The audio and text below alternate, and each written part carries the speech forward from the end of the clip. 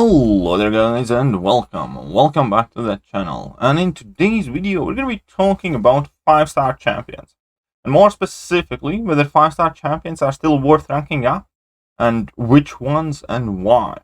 Now I do understand that for 90% of the player base the easy, straightforward and simple answer is yes, it is still worth ranking up 5-star champions in this game, because based on your progression level, that is where you're at. Fact of the matter is that everything currently in the game still can be do with 5-star champions, be that Act 6, be that Act 7, be that Alliance Quest, Alliance War, or variant content. However, at the same time, the higher the progression ladder you go, you will notice that 5-star champions do not affect anyone's prestige in higher tiers. You will notice that you hardly see any 5-stars placed on top tier Alliance Wars on defense. You will notice that people don't bring in many 5-stars for Alliance War offense either. And at the same time, as new parts of Act 7 get released, it seems even more and more dated to bring in the 5-star champions, because all the rewards are themed towards 6-stars, which is a great thing. And at the same time, there are 6-star champions that are getting cool, snazzy bonuses and benefits with extra fury in Act 7, and therefore that puts 5-star champions even further behind. Now, again, it's very, very important to remember that 5-star champions are still perfectly viable for every single piece of content in the game. But it also doesn't take a genius to see that they are just about arrived at their final destination, and the game is passing the torch to 6-stars in a very, very near future, if not already, depending on your personal progression level. And more people are starting to ask me whether it is worth ranking up 5-star champions. If so, which ones and why, and under what circumstances. Now, again, keep in mind, this video is not meant for everybody right now, because fact of the matter is, majority of the player base have not reached a point where they can transition into 6-stars due to the simple things like they don't have good 6-star champions, and they might not have the resource to take them up. Remember, a bad champion is a bad champion no matter the star level. You can have a 6-star Groot and you can have a 4-star Dr. Doom. That 4-star Dr. Doom will do hundreds of times more for you than a 6-star Groot. Therefore, don't even think about ranking up that guy. However, the more I started thinking about this question in particular, the more I kind of was able to condense the reasons people should still look at 5-star champions. And this is going to be my best to try and convey my thought process to you. And again, keep that in mind, that this is not a fact. This is not some sort of rule, or I don't have any imaginary authority. This is my opinion and how I would explain when it is worth still looking at 5-star champions, even if you have big account, even if you are almost completely transitioned to 6-stars. I came up with 5 different reasons to rank up 5-stars. And the first one is possibly the most simplest and definitely the one that seems most straightforward, and also potentially most important. That's why it has the golden door. Right, so first reason is as straightforward as it can be, and it is to have fun. This is game, and if there is a champion that you enjoy playing, if there is a champion that puts a smile on your face, rank it. Simple as that. I don't always agree to everybody's rank up decisions, so on and so forth. However, it is very, very important to remember that this is the game, and ultimate objective of playing the game is to have some sort of enjoyment back from it. And if there is a champion that you enjoy playing very, very much, then yeah, just rank up that 5-star. Why wouldn't you? Ultimately, you can make every right decision, and you can be as pragmatic as you can, and I am largely a person like that. For most part, I like to analyze, over-analyze, and be strategic with my rank-up decisions, so on and so forth, to make sure that I make quote-unquote the right decision. But the right decision is different for everybody else. And sometimes the right decision is to have fun. The hell with what anybody else thinks or says. Rank up whoever you want and have fun. Now, that being set aside, there are more specific reasons why I would recommend ranking up 5 stars. Now, reason number 2 is fairly simple. Just like with 4-star champions, still, even 4-star champions, reason number 2 is if you have a specific task to overcome or a specific hurdle that you struggle with, rank up a champion, even if it is a 5-star, and even if you don't want to rank up 5 stars, ultimately you will be doing yourself a favor. Now, here I'm talking about champions like Ronan or Archangel, for instance. You might not want to rank up a 5-star Archangel because you might have a 6-star unduped or something. But if the Archangel is the key of you saving a lot of nerves and potentially a ton of units, then you should rank him up. Similarly to Ronan, for example. Now, Ronan is a champion that doesn't necessarily need rank 5, because if he works, he works. But despite Ronan being ranked in one of the lower tiers in pretty much every single person's tier list, fact of the matter is that Ronan single-handedly has saved vast majority of the players more units than majority of the so-called God tier or whatever champions. Therefore, it is extremely important that you have access to that specific toolkit, which in this case is Infinite Stun Loop. And yes, it's not something you use daily, but you do end up saving a lot of units over the course of several months/years. Therefore, investing some resources in Ronan is a very, very smart decision. And there are more examples. For instance, Dr. Octopus with improved power gain. There is nobody like Doc Ock when it comes to dealing with improved power gain, and Kabam loves throwing that stuff in content. Ranking up Dr. Octopus will help you save a ton of units in a whole bunch of variants where there are hardly any, if any, decent answers to some crazy power gain Doctor Strange.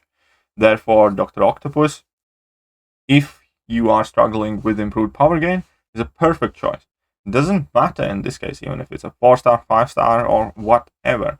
So long as you have access to that toolkit, you're going to be saving yourself nerves and units, and by extension, possibly money. Therefore, in that case, 5 stars are worth ranking up when you know for a fact they will help you deal with a specific problem. Right. There is a third group now. Third group is fairly simple, and to demonstrate the third group, I'm going to quickly jump to a different screen, and we're going to use the help of amazing Aunt May website.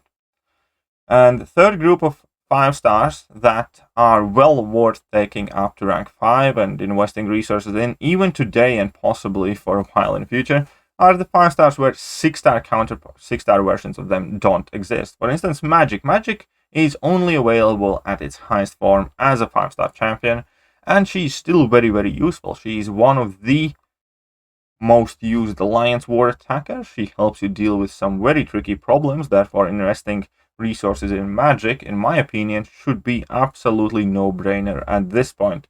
Obviously, exactly the same situation that could be said for Quake.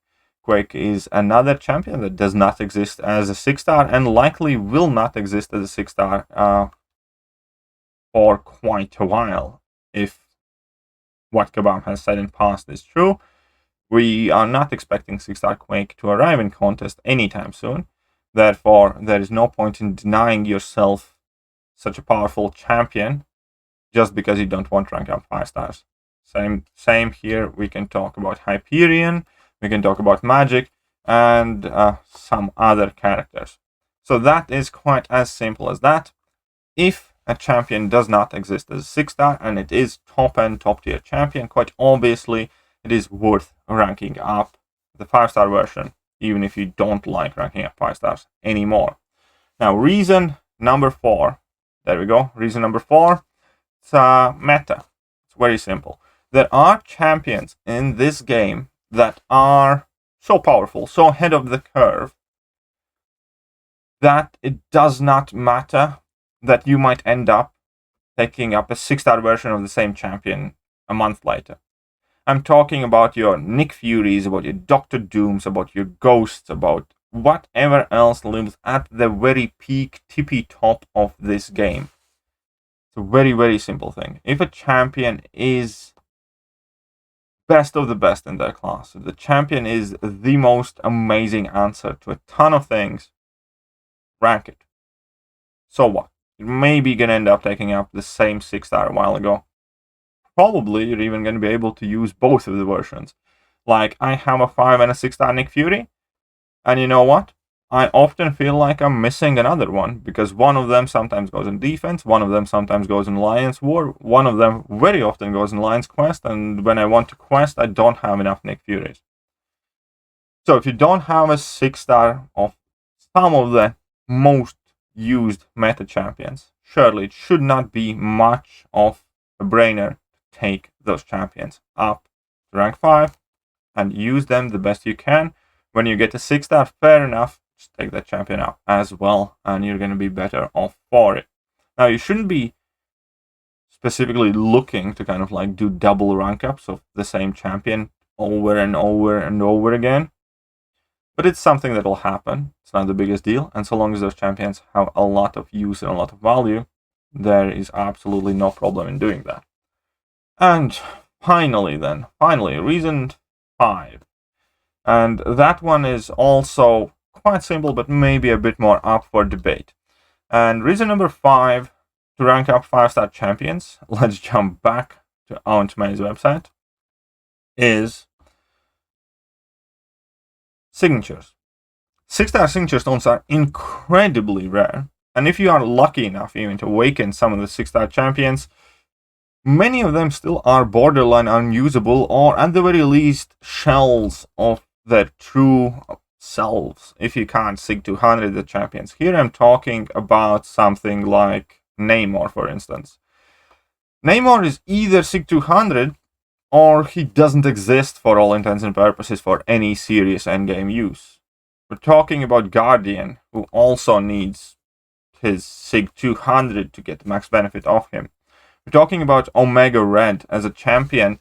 As a 6-star, you need to get your rank 3 at least to like sig 120 to match the damage output of your 5-star rank 5 Omega Red. Therefore, any champion that excessively relies on having really high signature ability is worth looking at for a rank up, because even if you acquire a 6-star Neymar, then there is a question of duping that 6-star Neymar, and then there is a question of whether you want to or are able to take them to sig 200. And that is obviously a lot easier to do with their 5-star counterparts. Yes, they are less powerful attack and health stat-wise, but they can be infinitely more powerful with how much actual useful utility they can bring to your account. So that is reason 5. Check and be aware which champions are extremely dependent on sig 200. Now, when I think about it, it might be a decent video idea. We're gonna make a video about the so-called sig 200 subclass champions or something. But that is also it for today. I think I have said what I wanted to say. I hope this video kind of made sense. If you agree with it, wonderful. If you found it helpful, even better.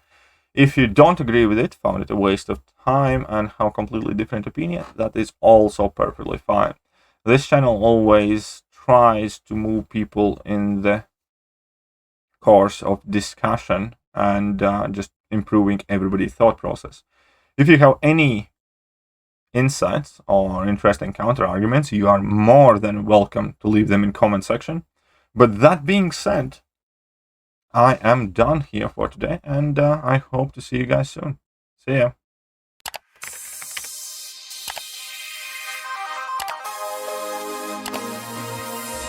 Hello there guys, and welcome back to the channel. So we have all the information about the